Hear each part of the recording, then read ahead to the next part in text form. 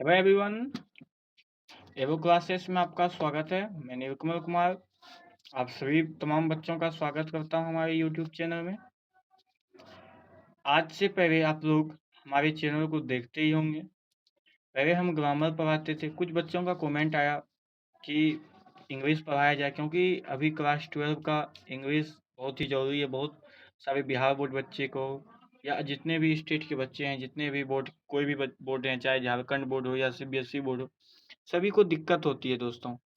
तो उनका कहना हुआ कि वीडियो फिर बनाइए, तो मैंने सोचा कि मैं आप लोगों के लिए जब मेहनत इतना ग्रामर में कर ही रहा हूँ तो क्यों नहीं इंग्लिश में भी पढ़ा दूँ।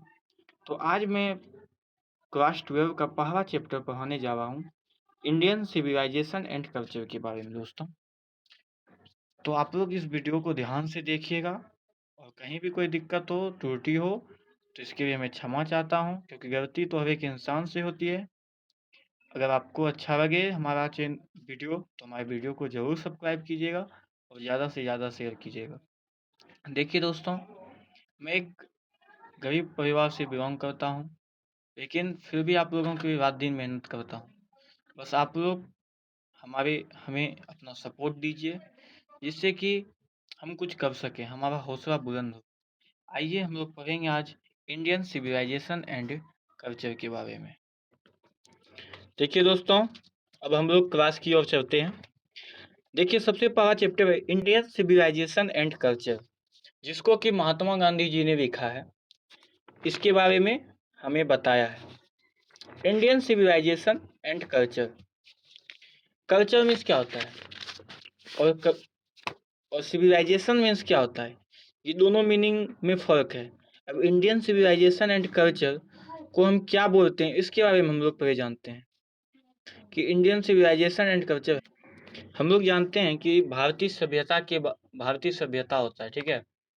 आगे देखिए, कहता है कि Mohandas Karamchand Gandhi 1869-1948 popularly known as Bapu, the father of nation, was born at spiritual leader on the political. He successfully used to truth and non-violence as the chief of weapon against the British rule in the India. Again of the independence from 1915 to 1948. हम लोग जानते हैं दोस्तों कि we are not that, हम लोग जानते हैं कि Mahatma Gandhi his a full name was Mohandas Karamchand Gandhi. Mahatma Gandhi का नाम, पूरा नाम मोहनदास करमचंद गांधी था। उनका जन्म उनका जन्म 1869 ईस्वी में हुआ था। पोरबंदर नामक जगह पे हुआ था। उनके पिताजी का नाम करमचंद गांधी था और उनकी माता का नाम पुतलीबाई था। आगे हम लोग ये भी जानते हैं कि महात्मा गांधी जी, जो कि हमारे देश के एक लीडर रह चुके हैं, उनका जो जन्म हुआ था एक छोटे से परिवार में बिलोंग में हुआ था और वह शुरू से ही अहिंसा के पुजारी थे, हिंसा के पुजारी थे और अहिंसा के खिलाफ उन्होंने बहुत सारी लड़ाइयाँ भी लड़ी। उन्होंने हमारे देश के बहुत सारे काम भी किए।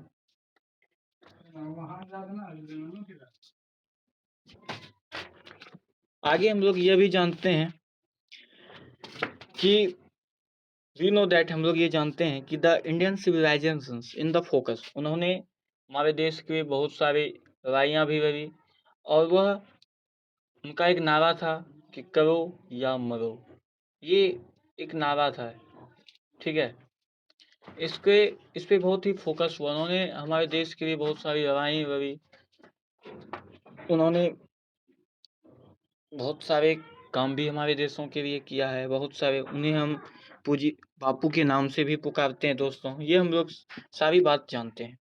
तो आगे हम लोग ये जानते हैं कि आगे उन्होंने क्या क्या किया। कहता है my experiment with truth and the memorial he derived occasion of river and the English flowing extant Indian civilization and culture about to Indian time, the Western civilization which tender the effect of moral activity। हम लोग ये भी जानते हैं दोस्तों कि Indian civilisation culture में अतुल एवं अनुपम भारतीय सभ्यता में प्रकाश डाला गया है। यह उदाहरण गांधी जी की देशभक्ति ने भी लिखने को प्रेरित किया है। यह भारतीय सभ्यता को अन्य सभ्यताओं से अलग पहचान दिलाती है।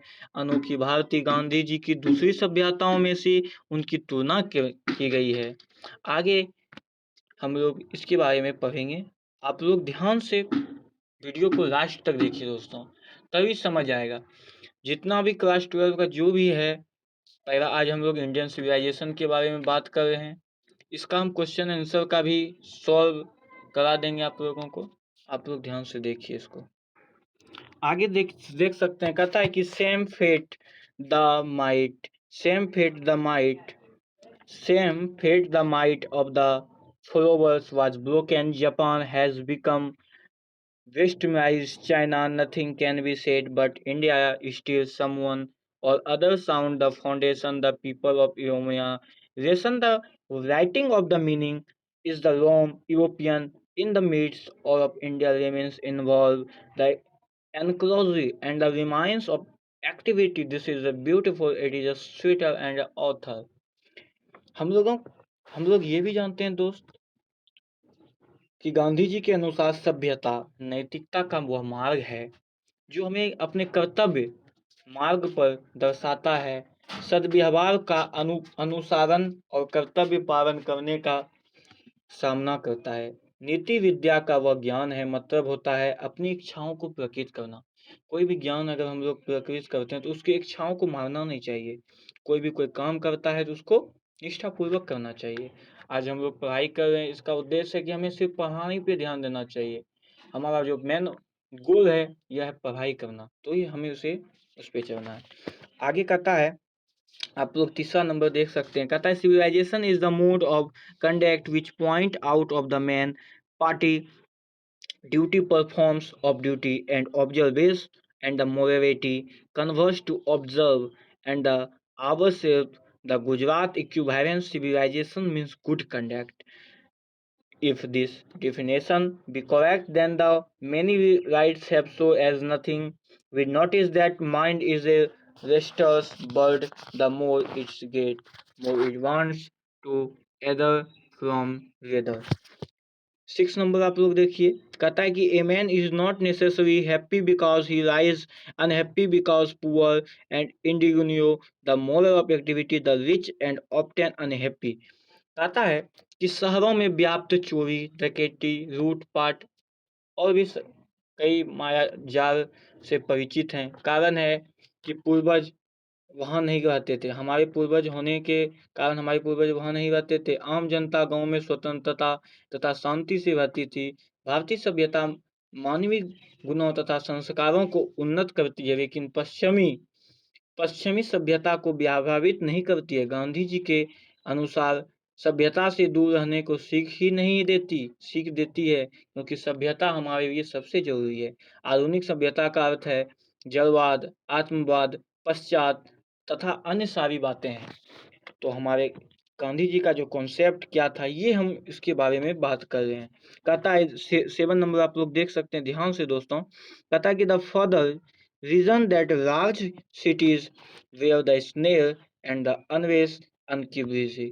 आप लोग ये चीज देख रहे होंगे कि 7 नंबर हम अभी पढ़ा रहे हैं। ये टॉपिक 2 नंबर 3, 4, 5, 6 ये इसके बारे में हमने समझाया है। अब 7 नंबर के बारे में बात कर रहे हैं। तो 7 नंबर में क्या कर रहा है, इसका हिंदी तो सबसे जरूरी है कि इंग्लिश अगर करना है हल्का, तो उसका कम से कम उसका मीनिंग पता होना चाहिए। तो 7 नंबर का कहना क्या कहता है कि भारतीय सभ्यता ने कोई पौराणिक सभ्यताओं का अंत नहीं देखा है, लेकिन इसमें कभी भी किसी का नकल नहीं करना है। पश्चात सभ्यता के नकल का अर्थ है स्वयं को विनाश। यूरोपियन सभ्यता के लोग स्वयं को स्वामी बनाने के बजाय जीवन के दास बनकर रह गए। हमारा सिद्धांत था कि जीवन और उच्च विचार होना चाहिए तथा जीवन संकुचित होना चाहिए। वास्तव में सभ्यता खुशी कर्तव्य पालन का आधार है। अतः गांधी जी के अनुसार शारीरिक विश्राम आवश्यक है, परंतु एक सीमा के अंदर होनी चाहिए। अपनी आवश्यकताओं को वृद्धि होनी चाहिए। यही हमारे गांधी जी का उद्देश्य है। ठीक है। इसके बाद आगे आप लोग देखिए आगे क्या है टॉपिक, ये आप ध्यान से देखिएगा। आप लोग देख सकते हैं, कहता है कि robbers possession and vice flowing in the them and poor men would be robbed rich men, they were therefore satisfied small villages। देखिए जो गरीब व्यक्ति होते हैं वो गांव में रहते हैं, जो बड़े लोग होते हैं वो शहरों में रहते हैं। कहता है दे show that king of the entire world, the world ethics and the therefore held on earth rises the forecast, a nation with constitute like this future learn more dense contact the common independently and followed by agricultural occupation they enjoy of rule and home rule and ordinance. The evil or the notification only and around capital, a nation with constitute like this future other than honor. The common people and the independence followed the agricultural occupation they enjoyed to and rule। हम लोग ये देखिए देख सकते हैं आप लोग कि मैं जो आप लोगों को ये बता रहा हूँ, ये टॉपिक ये मैंने बताया, ये जो आप लोग देख रहे हैं 7 नंबर, यही इसी के बारे में हम लोग बात किया है कर रहे हैं, ठीक है। तो इसका कहने का मतलब क्या कहता है कि भारत ने जिस सभ्यता का विकास किया उसे विश्वास पराजित नहीं किया जा सकता। हमारे पूर्वज बीज रोपण है, हमारे जो पूर्वज हैं वो क्या है, बीज रोपण है। हमारे लिए वो बहुत ही हमारे लिए आवश्यकता अनुसार है। हमारे पुराने ज़माने में लोग क्या करते थे, कैसे रहते थे, ये सब हमारे लिए सभी ज़रूरी है। हमारा जो नेचर है, वो कम से कम उसमें बदलाव होना चाहिए। हमारा जो नैतिकता है, उसमें सुधार होना चाहिए। यही महात्मा गांधी जी का कहना होगा। तो आज मैंने दोस्तों आज हम लोग यहाँ तक पढ़े। अगला जो लाइन होगा, वो 9 नंबर है। वो जो है, वो अगले वीडियो में आप लोगों को बताऊँगा। ये 24 तक है। इसके बाद मैं जितना भी इसका क्वेश्चन है ना, इसका क्वेश्चन मैं सॉल्व करा दूँगा आप लोगों को। तो आप लोग इसी तरह बने रहिए हमारे चैनल पे। इंडियन सिविलाइजेशन कल्चर का ये फर्स्ट टॉपिक है। दूसरा टॉपिक आपको मिल जाएगा अगले दिन। बस आप लोग अपना प्यार दिखाते रहिए और हमें ज़्यादा से ज़्यादा शेयर कीजिए हमारे वीडियो को। इसके बाद हम तो आज देखिए दोस्तों, आज हम लोग इंडियन सिविलाइजेशन एंड कल्चर में इतना दूर बात किए हैं, ठीक है। आगे हम लोग जो है अगला टॉपिक हम लोग जो पढ़ेंगे वो आप लोग देख सकते हैं दोस्तों। आगे जो हमारा टॉपिक है ये 9 नंबर है, इसके बारे में हम लोग बात करेंगे। और अगला जो टॉपिक है ये 2 पेज बचेगा, तो इसके बारे में हम अगले वीडियो में आपको नेक्स्ट वीडियो में समझाएंगे। इसके बाद जितना भी क्वेश्चन है उसको हम फिलअप करवाएंगे आप लोगों को और आंसर के सहित आप लोगों को बताया जाएगा। इसके बाद हम समरी भी बताएंगे आप लोगों को। तो आप लोग हमारे चैनल पे इसी तरह बने रहिए और हमें अपना प्यार दीजिए। That's all, thank you. फिर मिलते हैं अगले वीडियो में, नेक्स्ट वीडियो में। जय हिंद, जय भारत, थैंक यू।